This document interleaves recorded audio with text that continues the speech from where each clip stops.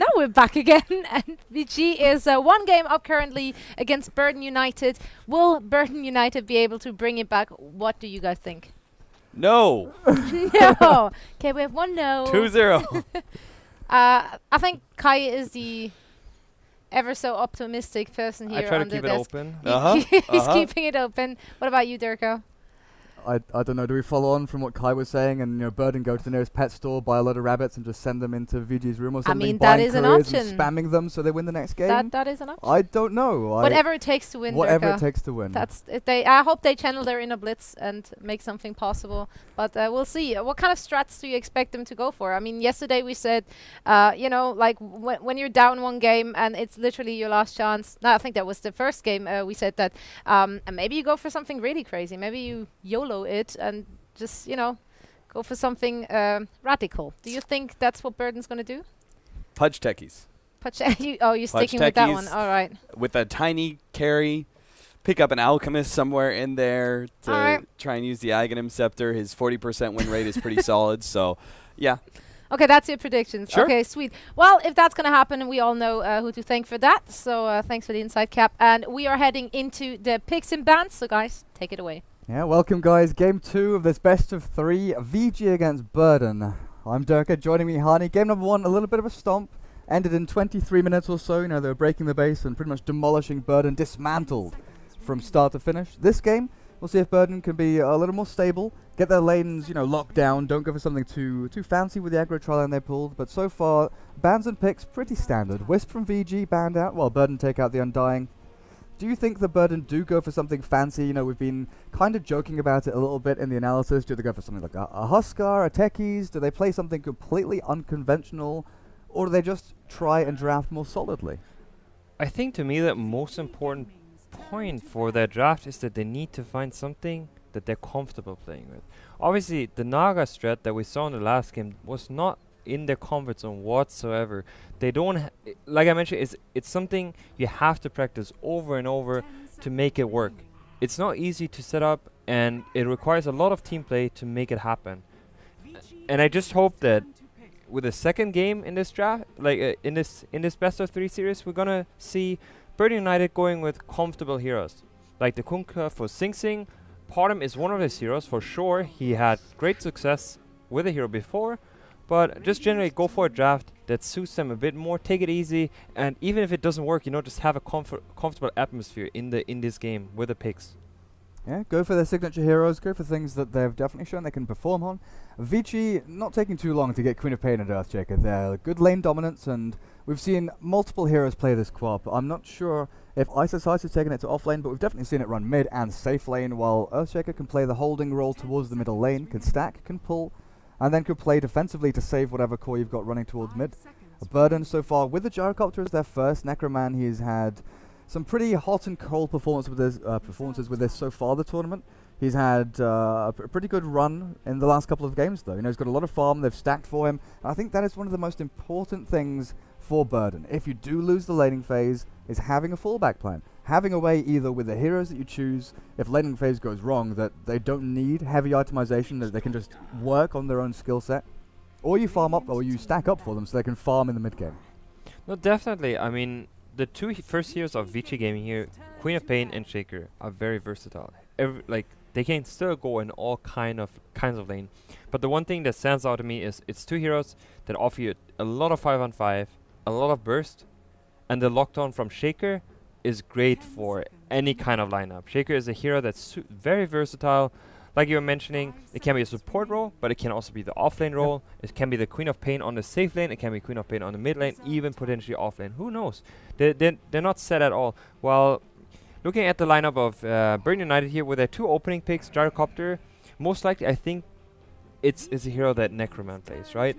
It's going to be a carry role. I wouldn't be too surprised. Obviously, it still can go into mid or safe or support role, but the way I think we know Burden United, it's most likely going to be a carry role here with a Gyrocopter. Sure. Kunkka and Clockwork, the bans out from VG, not wanting Sing Sing to get hands on that annoying Kunkka hero, so no running around the map, getting torrents and boats out for him, while PL and Broodmother, the bans out from Burden.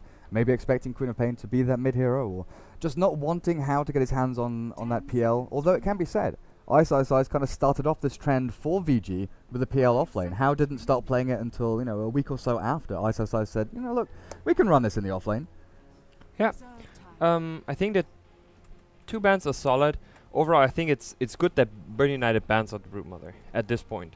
I think for a team that's not on the very top tier in terms of team play, I think if you lack a bit of team play against the Broodmother, especially played by ISSI, is probably one of the best Broodmother players, is going to be such a hassle to deal with. So taking it out early on is going to make their draft, or like especially their lane composition, a lot easier to work around. You have to buy sentry wards against the Broodmother. You have to be constantly there to help out, unless you have a hero such as an Axe that can, deal with a hero very early on. And it's not just the micro team play, getting the sentries and stunning and making sure that you chain your stuns correctly, but also the macro team play, moving heroes around from different lanes at exactly the right time, making sure you've got TPs, or when people have the cooldowns on their ultimates, the mana conservation of heroes as well. Everything goes into controlling that Broodmother at every stage of the game, so definitely a very great ban from them. VG with their 3rd pick, Quap, ES, versatile, pretty vague so far in their draft, so you can't pinpoint what they're going to be running, but banning out a couple of signature heroes there, the Clockwork and Kunkka I've mentioned, but they don't want to get caught out. They don't want this pick-off potential for Burden just to be, okay, we're going to find this one hero, nuke them into oblivion, and get the numbers advantage. Because I think that's where Burden have excelled, is having good ward vision, having good map control, and allowing Sochka to do what he does best. Get vision on an enemy, find him, catch him, and then let the wave of the rest of the other players come in and finish them off. Definitely. I think just looking at the VG lineup now, the line pickup, very common for them. It's a solid support, offers a lot of disable and the burst. I think what VG Gaming does very well with the line is always they aim towards, as soon as he got finger, he's gonna gank and he uses the finger. Every time. Every time you see the finger being up, he's gonna move around, he's gonna either smoke, he's gonna set something up, he's gonna camp behind someone, but he uses the finger at a very early pace throughout the entire game, and he usually finds these kills with a hero. And usually, like, if you see a lot of other line players, they tend to not aim for that finger kill. I think it's very important to go for that kill, just because the way this hero works is you are very efficient early game, you're pretty good mid game, but with the early kill participation, you're gonna get a fast dagger. So you want to use that ultimate as early as possible, as often as possible. So it's that transition between early laning phase where you can stun, you can zone, you can stack pull. Mid game with a blink hex initiation is impossible to counter. So you want that transition from early to mid, not to be just static. I'm going to sit here and stack, farm my blink dagger with neutral creeps. You want him to go and kill, participate in these openings. Luna for VG, while the response is Ogre from Burden. So they're tanking up, putting some heroes on the front line with that Viper, who will most likely go for mech here. But I want to come back to this Luna for VG. We've seen it from push lineups, but what does this offer their lineup so far? It just gives a great amount of 5-on-5 potential. I think Luna is always one of those carriers that, sure, it does not have the greatest physical impact in the very early or mid game until he finds a butterfly, items such as that. Yeah, exactly. But he still offers you, until the opponent team has BKBs, a lot of burst. It's a fairly squishy hero, but I think it fits the overall composition, or especially how participates in the team, a lot, just because he usually goes for that drums / Aquila build, where he's fairly tanky in the early stage of the game, but he can also participate in the game. He's one of those carries in comparison that searches kills. He does not just sit on the lane and farm, but he looks actively to find kills and help out his teammates to like open up the map and extend that lead that you get. Yeah, Hao has sort of always been in the shadow of Burning, but they do have a lot of similar traits. They're very active. They don't sit back completely and farm like, let's say, Sylar. He is very farm heavy. He likes to get early big items up on him. He can go looking for kills, but Hao is so active. He's such an aggressive player.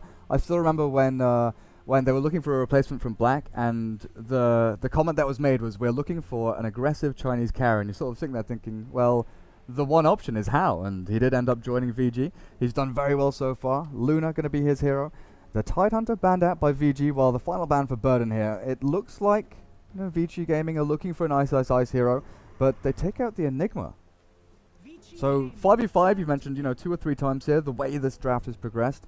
Enigma would offer you so much there, just sucking everyone in. And what does Burden have to cancel it out? Cask? Fire Blast?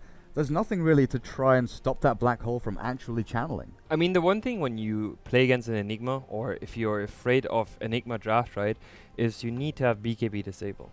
BKB disable, as soon as Enigma gets a BKB and you don't have a BKB disable, usually results into you losing the 5-on-5. Just because you have no way of solving a black hole, and if your carry ends up in that black hole, which is quite easy to execute, you can always get a black hole off on one target. It's going to be very hard to deal with that lineup where Enigma's in it. I think it's a good ban out. I think also Vici ran it semi-recently on Ice Ice Ice. I think Ice Ice played an Enigma offlane, if I am correct on that. Not entirely sure, could be wrong, but obviously it could be also position 4/5 hero, you know, or Fenrir or FY. I'm not entirely sure who plays it off those two, but you know, it's a very possible position that it would be one of those playing it instead. And they choose to last pick a Beastmaster here. A fairly strong offlaner, I think, especially the only counter to me that comes with Beastmaster, I think, is the Night Stalker. I'm not entirely I don't know if Burden United can pick that Night Stalker in this draft anymore, but if I see Beastmaster and it's picked early on, my first words to my drafter would be, I think Night Stalker is really good here. Just because Night Stalker negates the entire purpose of a Beastmaster, which is the huge amount of vision that Beastmaster offers you. Yeah, get the Hawk out, get that vision, and then allow for the initiation from the rest of your heroes. Long-range Earthshaker Fisher, but they actually go with the Axe here. So Soxia, off-lane Axe, Sing Sing on the mid-Viper. And they're going to go pretty stock standard here. They probably won't go aggressive trial, and it's just going to be keep Necroman farming, Sing Sing self-sufficient towards middle lane. I was gonna say the opposite. Just because you have an Axe pickup and you know Ice is going to be on the Beastmaster on the offlane. Axe against any melees wins the matchup, and you want to keep Hao low on farm. So it looks to me that they're going to contest with the Witch Doctor, Ogre Magi, as well as the Gyrocopter. All three heroes in a contesting tri lane are going to be very strong. The one counter aspect is going to be the Shaker. Yeah. If he fishes correct, or if he gets a great angle on the Fisher, it can be that you block off one hero while two heroes are behind the Fisher, so you can individually kill that hero on the other side stock. But it would be a misplay by Burden United if that happens. To me right now, it looks like a contesting tri lane, and I can see Vici trying to dodge that in start, trying to put maybe Luna in a dual lane scenario on the offlane to keep it open in terms of how they will lane. Oh man, Come With Me and Necroman both starting with boots, so it looks like you're right. And actually thinking about it, Lion in a safe lane, dual lane or tri lane, whichever way they run it, he's an aggressive support. He doesn't offer you any real defensive capabilities outside of a multi-person Earth Spike, and yeah, VG, they're going to look to dodge. Hao is heading down to bot with the two supports running up. FY on this Earthshaker, the Golden Gravelmore on his ES. Ice Ice Ice, Beastmaster, where's... I love to see what Vici is doing here, because they're completely negating that tri-lane top. Queen of Pain being the best hero to deal with that aggressive tri-lane, because he can just sit there and soak experience. They have no chance of killing the hero, unless it would be perfectly channeled stunned. But even then, I think Queen of Pain would still survive. No matter what, he's gonna be safe, and he will not get... If he doesn't get caught in a situation where his blink is on cooldown, right? So what Vici is doing here is they sent the Beastmaster middle. Beastmaster middle is going to be in a matchup against a Viper, most likely. Yeah, Sing Sing is going to be Viper middle, and Beastmaster can just axe and get a few creeps here and there. He's going to farm fairly slow. It's not going to be as great. Obviously, Viper is supposed to win that matchup, but he's going to soak experience. So what Vici does here and how they set up the lanes is not going to be expected by Burden United whatsoever. And I think it's the right choice what they're doing here. Now, with Ice Ice Ice in the middle lane, do you want to be using your board to try and get those few last hits, use your hero? Because I'm wondering about the Dire Jungle right now, about the Ancients. With VG so far, they're going to have these three heroes at bot, or two so far. Is the Earthshaker going to move down there? Is he going to be full-on defensive and roaming around, trying to stack, trying to keep these lanes going? Or is it going to be down to Ice Ice Ice to soak experience, like you said, control runes, and then also keep the jungle flowing? To me, if I see these lanes, and I feel like Burden United should expect at least sort of a lane change, right?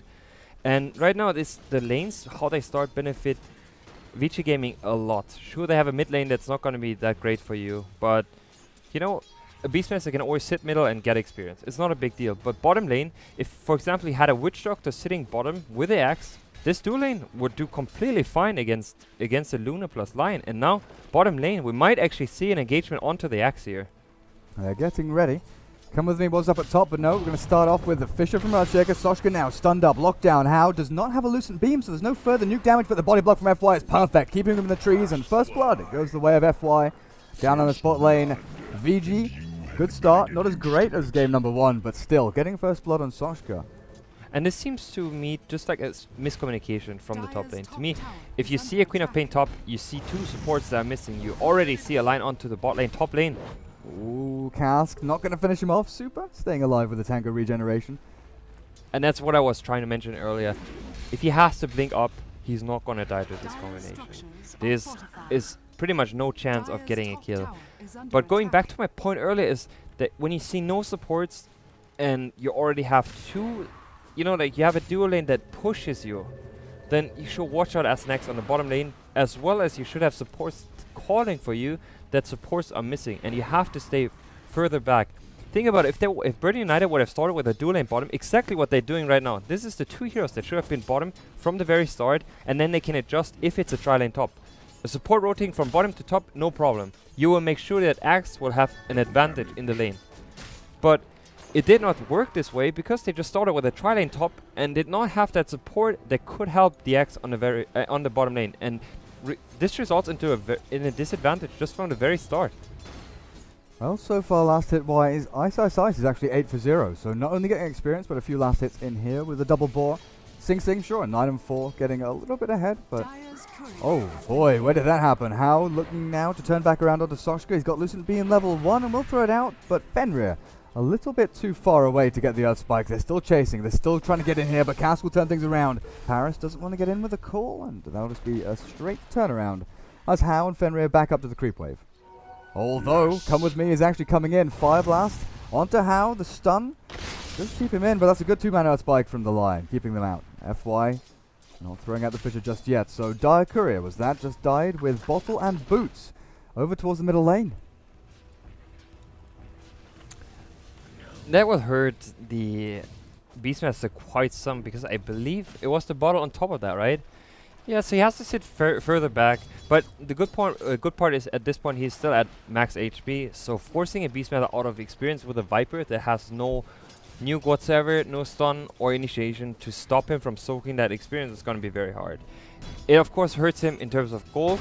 Like he's not going to get any last hits anymore because he is on no mana whatsoever. He can't use his wild axes, but he would still soak experience. He's going to get that level 6. Once he hits 6, he's going to set up for kills. And then how's his rune control going to be? Does he just ignore runes now? He doesn't have a bottle? I mean, he still has a bit of mana, right, to use his boar. So he can always scout one side with a boar. He can send the boar towards a rune, which he just found the boar, but he's still keeping in the mid lane to use it as a farming tool. Well, they spot Come With Me on his way with that observer board down at bot. So ISO behind his tower, going to play a little defensively. They know it was a bounty rune, not a haste or an invis or anything like that. The Ogre does go in with a little fire blast and actually kills off the boar. Nice little boost of gold for him. Sing Sing though freely farming here, as well as Necroman up at top. 19 for 2 compared to the 10 and 3 for Super on this Quap, who, you know, even though the 2 supports aren't here, Gyrocopter, once he's got that level advantage, 5 over 4, he's got the Flat Cannon Rocket Barrage, so Queen of Pain can't really go in with a Shadow Strike too often, because she's going to get nuked down like this. She tries to go into the creep wave, takes 2 flak hits, and has to back up again. And Come With Me is sitting up very sneakily behind the tower. If he gets another rocket onto the towers, it could result into a potential kill. Kill Minox down in bot lane, but that was 3 against 0. Where's Paris? Soshka in the jungle, stacking away for himself, trying to get a little bit closer to those Tranquils and Blink Dagger. So originally what they were trying to do is just, you know, keep the Luna down. That was the original plan. You have that aggressive tri-lane to keep a Luna down, but it now tears up to where they don't even go onto the Luna lane whatsoever with anyone. And I think the right move at this point would be, you have a Queen of Pain top, just let a support stay there and move bottom with a Gyrocopter. I think a Queen of Pain taking experience is fine if the Luna is kept on a very low gold pace, right? I think Gyrocopter, he has almost level 6 now. He could set up for kills. And I feel like you can't go too static. What VG Gaming does very well is use their ultimates, use their spells. They always set up to stop the enemy from getting any kind of experience or gold without being punished. Look at how defensive Burden are being though. 4 heroes towards this middle jungle area as Fenrir launches out the Earth Spike, but he's stunned up twice here. Has Come With Me Minot Looking for the slow from Sing Sing. They'll get it, and Viper will find the Lion who was sitting in the enemy jungle. But in the meantime, you have a Luna free farming bottom. Like he's like unpressured whatsoever. You have a top lane gyrocopter who's going back towards the top lane. I feel like it's very dangerous for him because any movement now, given that line is back up, as you can see, Necroman is just blocking the wave, trying to not go too far into the lane because any setup with a line can kill him. I'm just looking at the Radiant Vision now. They've given quite a bit towards this middle lane, knowing that Ice is level 6. So the roar onto Viper, the follow through from... And you can see the TP coming up on the top lane right now. He will set up for the kill. He's going to try to pressure out the top, but Queen of Pain has the Sonic Wave and he's bottling up right now. He has to watch out. If he gets hexed at this point, he's going to die. And Necroman wisely chooses to go back because he realizes Lion is not showing up on the map. He has to go back. They've got a Hawk scouting him out, so they know Necroman's hiding in these trees. Vision-wise, though, the Observer Ward mid does fade out, and Ice starts with the Roar. They turn back with the Viper Strike onto Hao. Sing Sing still going to go down to one more right-click, but maybe they can get the trade here. The damage over time, Hao will fall. One more bash to the back, and Come With Me finds the trade-off as Necroman has made his way down from the top lane. The cooldown, a nice 2-for-1 here. It's 2 cores for the 1 Viper. Burden evening up the kill score, 7 minutes in, 3-3, and Hao making his move towards middle lane to get a kill on the Viper. Do you think that was worth it? I wanted to say it was worth it to begin with, that they got the kill onto the Viper, and I really enjoy watching Hao play just because how active he is on a carry role. He participates early on, all throughout the entire early stage, into the mid game, into the late game. Of course he has to farm up. He doesn't undervalue the farming aspect, right? But he's an active player on a carry role, and I think it's the right thing to do. Sure, he should not have died. That transition, obviously, in him, you know, like, his farm potential stopped for a moment, but he uses, as you can see, he's level 6 now. He will use his ultimate. He's gonna aim towards getting to use his ultimate resulting into a kill, and we can see another kill set up there. And there's the ulti, like you said. Hao going in on Sing Sing. He doesn't have mana just yet for another Lucent Beam. The right click's coming out. Won't finish off the Viper as 2 supports coming in. Minuts and Come With Me. Look for the stun and find Hao. Start off with a cask and then the Fire Blast. Slow him down with the Ignite. He's pretty good there here, though, with the 3 stick charges. Not going to come off cooldown in time, and he does fall. Great Fisher from FY. It just wasn't quite enough. It was really close, though. Important kill there once again onto Hao. I'm actually wondering, he got his ulti off. It was a slight misplay because he still was level 6, so it resulted in him having a Lucent Beam level 3, right? Which ended up in him not getting that kill because the ultimate is based onto your Lucent Beam, and he was not level 7, so it was not enough damage. He thought he would have another beam. He miscalculated the mana, so he did not have that kill. Then when he wanted to turn back because he saw Viper was not backing off, it gave the supports the opening to get that stun off, resulting into Hao dying. It was a bit cocky by him going backwards because he should know Viper's not going to just turn on him knowing, you know, he has no HP. Viper would not do that unless knowing he has a backup. So a slight misplay there by Hao, but I believe Hao is just going to go backwards and aiming towards farming top lane. Yeah, they're chasing him down. Will get the stun. Come With Me. No big multicast on that Fire Blast just yet, but with Minot stunning him up, Hao can't TP. It's on cooldown. Fenrir should be able to get in here with the Earth Spike and save Hao for now as he stick charges up. But maybe the trade-off is the Lion's life as Come With Me still chasing. Both of them very low on HP, but finally, 2 heroes rotating towards top lane. FY ready with the Earthshaker. Raw to start. Minot's caught as FY and Chant Totem Fisher actually blocking Come With Me as well. It's a great play by him. Lucent Beam slowing the retreat. Finger of Death from Fenrir will seal the deal. And a nice change up there as VG take the 2 supports. But again, then you look towards middle lane. Sing Sing is farming towards the mech, and it is a little bit slower than you'd expect, but still progressing quite nicely. Super might be the target down on his bottom lane. He's got Blink, so Necroman shouldn't be able to do too much here. What looked like a great kill setup on the top lane with the 2 supports only onto Hao's Luna resulted into 2 death, and it's gonna hurt them quite some just because Hao did not have his ulti off. It resulted into kills. He had kill participation. He's transitioning into these early items such as Aquila drums, right? He had a rough time after dying twice now, but he's coming back fairly quickly just because, you know, having these 2 support kills, it means a lot at that point because he was about to die, then resulting in two kill assists, whereas it could have been a dead Luna, potentially a dead Luna, or even a Luna at 10% HP. But what is he going to do? Can he stay on the lane? No, he can't. He has to go back to base, and it's going to slow down his farm again. I'm just looking at the item progression from Come With Me. He has got so much on this support Ogre. He's currently sitting, what, 6th in terms of net worth? 2.7k? He's ahead of this Queen of Pain so far, with earned Tranquils and a couple of Observe Awards. Not looking too shabby. How do you think he still goes into the BKB, or do you think early in the draft you said the Ring of Aquila drums, stat-heavy build, just tank yourself up and pad them out?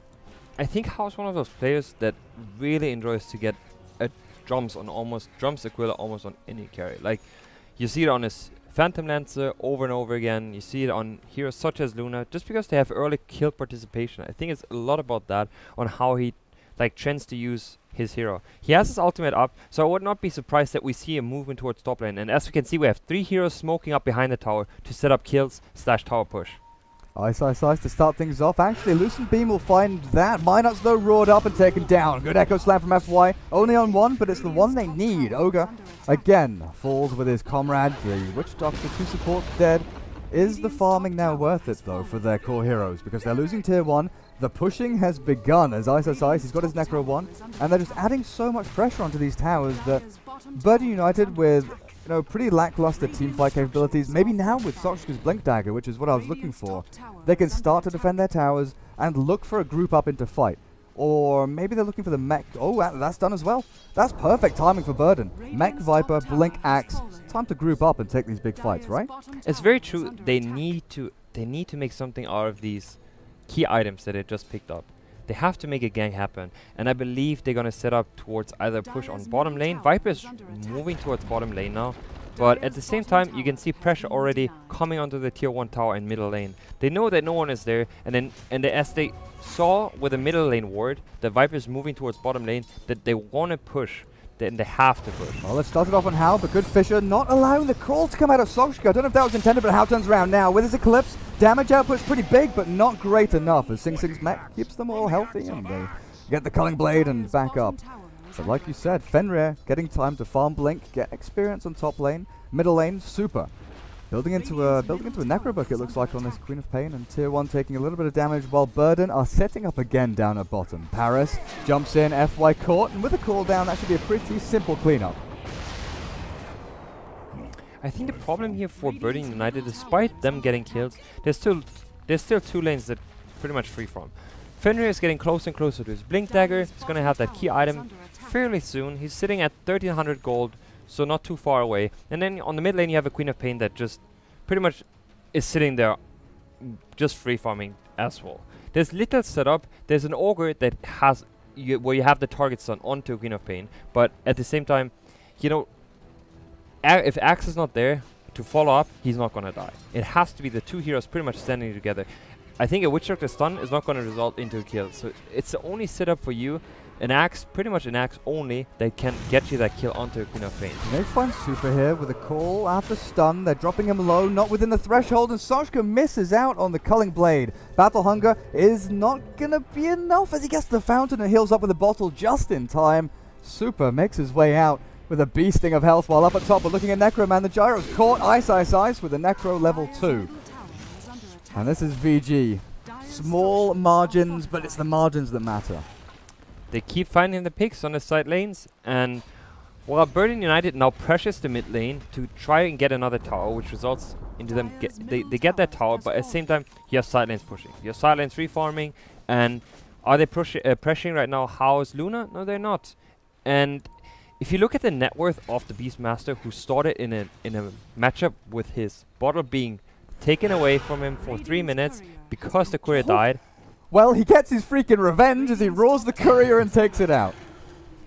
And at the same time now, looking at his gold, he almost has that book 3 finished. And that's huge, because it could potentially result into a Roshan fight or another tower fight / smoke up with a tower fight or kill, resulting into either a Roche or another tower, right? And I think one thing we can look at is item progression here. Axe finished his blink, but he's very far away from any other item progression. Well, so he had Vitality Booster on the courier. Oh, that died. Yeah. I did not see that. All right. Other than that, then you look at Necroman, who was kind of unpressured. I felt he had a pretty good early laning stage. Of course he has a he's 0-2 in stats, but he had a good laning phase, right? He was in a 1-on-1 against the Queen of Pain, whereas he had an early support. He had 2 supports sitting right next to him, making sure that his early laning stage is going to be alright. He was not ganked until, I think, fairly far into the early gaming, into the early stage of the game. But now, right now, he's sitting on an Ogre Club as well as Phase Boots as well as Ring of Aquila. So he's probably aiming towards getting that BKB done. So the hefty amount of magical damage that Vici Gaming has to offer, he can negate with that BKB. And I feel like right now it's good to sit back and try to finish that BKB on him, just because the amount of magic damage that Vici Gaming is gonna have in the mid game towards Burden United is immense. Well, looks like they're doing what you were saying. Not going for the pick first, going straight into this Roche pit though, as How with his damage output should be pretty good here. Necro 3 to boot. I just want to, while Roche is going on, talk about the supports though. Over on the Dire, we're seeing FY getting, within 900 gold of his Blink Dagger, not too far away. Fenrir has had his for a couple of minutes now. How are these supports progressing in comparison to the Radiant? You know, actually Fight going to start off, come with me, walking up the high ground. Not going to find the opening just yet, as FY's positioned perfectly up on top of this ramp. They're going to start things off with axes, the Lucent Beam, and now the Fissure onto 3. Fenrir, 3-man Earth Spike, and Necroman drops so low that the Sonic Wave just finishes him off. Soshka can't blink onto anyone, and now he's stuck in the middle of 3 heroes. Sing Sing is the last man standing, and there's no room to breathe for Burden United right now as they walk towards the Roche pit, but VG were 1 step ahead. And I was about to mention how poorly the fight actually is going to start for Vici Gaming, just because Book was used. They used the Book. Roshan was not that. They were trying to get the Roshan before the fight starts, which it eventually didn't work out for them. And then it was a Raw that was just used to stop the damage. But at the same time, they were not sitting together. They walked in 1 by 1. It was a Viper as well as an Ogre just rushing onto Roshan instead of trying to, look for positioning, so they're not getting picked off. Those 2 ran in. Viper was, with a mech, has to be the center of attention and has to be the center in these team fights. He has the mech to provide a 5-on-5 aspect for Burden United, but he was just running in and did not help at all, which resulted in Ogre dying before a mech could come out, which resulted into his entire team backing him up, being actually fairly far behind him, not doing anything. They just died to a Queen of Pain. Well, they were all here. FY was ready and waiting up on this cliff, and he got the perfect Fissure down into 3 of them. Well, like you said, the Ogre and the Viper sort of wandered their way forward. I was kind of expecting the Axe to go first, or, you send 1 hero in so you can get vision for the Axe to blink and call. But Sing Sing, walking in with the Ogre, getting caught out a little bit, and that gave so much to VG. You're looking at now Blink Dagger on the Earthshaker. You've got the Lion, who's not progressed too far in, but he's 3-1-7. Does that like half a 4-staff? No, that's an Urn for Fenrir actually over on the Courier. While How on this Luna, Aegis of the Immortal, 2,000 gold, farming the jungle like a boss right now. Queen of Pain, Necro 1, not too shabby, but it's not the farm progression you kind of expect from Super, but it wasn't the role that you usually see from him either. He was in that kind of throwaway role on the top lane, just do what you can, and he's done very well. Yeah, he's progressing into another Necro book, and I actually really like that item pickup on a Queen of Pain. I think it's one of, usually you will see a progression into an Orchid often, very often, but I feel like Book just offers you the HP pool that Queen of Pain needs, as well as another pushing tool, right? They're opting towards 5-on-5 push, having 2 books, and I mean, Queen of Pain is still quite far from a Necro 3. Actually, it just needs another 1 recipe to finish up that book 3, so not far at all. And I think they're gonna opt towards pushing fairly soon. Yeah. How recovered quite well on the Luna. He went for the drums, as I mentioned earlier. He goes for this early fight item build every game on a carry, and I like it a lot, just because his kill participation in almost every game is very stellar. Hide behind the tower, then deny it. How he gets pinged out there, Ice, saying, hang on a second, they're all missing, they're coming for you. The Queen of Pain, Necro, it's, an old school Dota 1 build. Vigos used to play this all the time, and it was for like, sort of solo pickoffs. You jump in, get the Necros out, and you go for these kills. Here, it also acts like that as well, but doubly so. Because if you think about Necro being popped by Ice and Super, you've got Axe blinking and calling, maybe killing himself on the Necro books, call down, flat cannon, rocket barrage. They've got all this spill and splash damage that could potentially kill off the Gyro and Axe before they get too much done. Good point to mention. It's a lot of like random damage that comes into play where you just have to spawn the book, and if either an axe kills it, if he doesn't have a BKB, which is most likely not going to happen fairly soon, as well as a Viper or Gyrocopter with splash damage, it's a good point. Book in that sense makes a lot of it makes a lot of sense, just getting that book where you can send it in. It's good to push with, as well as just giving an extra amount of damage to the team fight. All right, now VG are actually grouping up. They've gone behind the tower, found Soshka, super blinks forward, and with a Fisher Finger of Death, Soshka is the one being jumped on instead of the one doing the initiation. Tier 2 will fall, Enchant Totem, and the right-click attacks here, the double aura. Inner Beast and Luna Blessing from the Beastmaster and Luna, making short work of the tower. Now they're pushing up onto Tier 3. They still have the Aegis to work around. And how do you stop? Fenrir finds Come With Me with the Eclipse. They're going to go further in with Minuts taking a massive amount of damage. One more hit, down he goes, and Tier 3 surely going to fall. There's no buybacks on the 3 Burden heroes that are dead. Gyro and Viper too far forward. Necroman, the blinked stun death. As he does have a buyback available, but slowly but surely, VG, Necro 3 on the Queen of Pain. It looks like Sing Sing just getting his mana drained while they take the racks. And they're just getting picked off one by one. They're not playing as a team. They're just getting picked off. They see the push coming. They're not grouping up. They're going into the fight, and they are in a disadvantage already. Because an Ogre tries to defend, walks in, dies. They walk in, die. Keep walking in one by one and just getting picked off. And that's not the way you want to approach these kind of fights.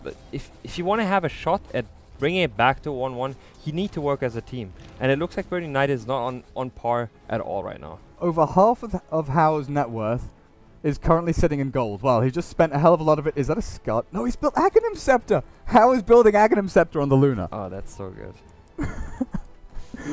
No one has ever done that in the history of Dota. I've done it before, but that was the old Aghanim Scepter. With a change in Aghanim Scepter on Luna, I actually wanted to see it in action. Yeah. It has a 2500 range where you can put it into an area or you can place it onto a hero. Yeah. So a hero that jumps in, if you put it on a Beastmaster or a Queen of Pain, given that. Well, Super is initiated up at top. He has blinked, but he'll not be able to get that off as Paras swings his axe into the Quap's head. But yeah, that's right. Throw it onto the Beastmaster, Earthshaker even. Imagine that, Eclipse, Echo Slam, Fisher. The amount of damage output would be nuts. It could be Earthshaker, but it could also be a double play where you put it on the Queen of Pain. Queen of Pain gets another dagger, then he can jump in with a blink, and then he has another blink to follow up and walk around the entire area. Oh my god. Or a Shadowblade. You know, we've seen a lot of Chinese players go for the Shadowblade Queen of Pain. Not sure if he's going to go for it this game though. No, I'm just kidding, obviously, but definitely you can put it on one hero onto the jump, but you can also put it in an area. It doesn't really matter if it's on a hero because the range is 2500. It's like assassination, you know, like the range is gigantic. I haven't seen it yet, and I feel like Axe is actually kind of underrated on that hero just because the beams, the change that came before the recent patch was that beams not only we have no initiation top, that beams on the hero. We do now. Soshka missing the call. Catches the Necro unit, but now the raw turnaround. My nuts caught. Sonic Wave, the end of it will hit, and Soshka left alone again. Good Fisher from FY catching Sing Sing, cancelling out the TP, and he's locked in the trees as well. Looks like they're going to lose 3 for nothing in return. VG cleans them up, and where's Hao? Hao now with Fenrir moving towards the lane. That is the ultimate there. Onto the Blink Lion. Necroman not long for this well as he's taken out by the Finger of Death. It looks like Burden United are down and out. The Yule Scepter Come With Me looking for one last kill, looking for a little bit of pride back from this game, but he's not going to get it. Fenrir with the Glimmer Cape, maybe the urn ticks him over. Yep, just about. Come With Me finds that, but they've got 4 heroes dead with no buyback. Minuts is the last one standing, and he's pretty much dead to rights. A Super one little Shadow Strike, enough to drop him low. And at this point, it's just waiting for that GG call. I feel like there's no coming back for Bird United, and it still looks like they're not giving up.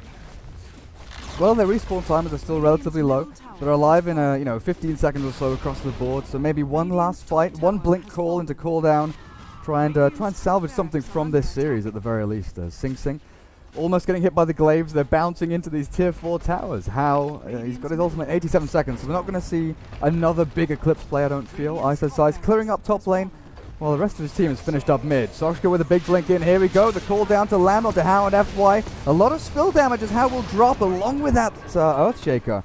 And they finally get a team fight that they've been waiting 26 minutes for. Yule's up onto Ice, turns back with the Roar, but there should be enough stuns and damage here to finish him off before he can TP back to base.